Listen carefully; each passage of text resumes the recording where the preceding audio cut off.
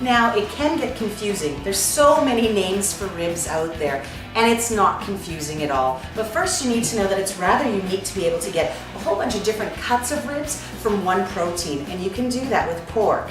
3 different cuts here, and I'm going to break it down for you, and it's really, really simple. Let's start with the back ribs. These are the ribs that you're going to see when you go into a restaurant. These are the restaurant ribs. These are probably the most meaty and the most tender, and in price point they're going to be more expensive, but definitely worth it because they are so meaty and so wonderfully tender.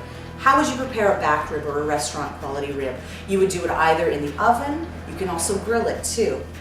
Moving on from the back rib, we have the country style rib. You've heard that term before, but really where does that rib come from? It's connected right to the loin. Now this rib, also wonderful on the grill, also wonderful in the oven too. And again, it comes right from the loin. It's going to be very, very lean and wonderful. And then side rib.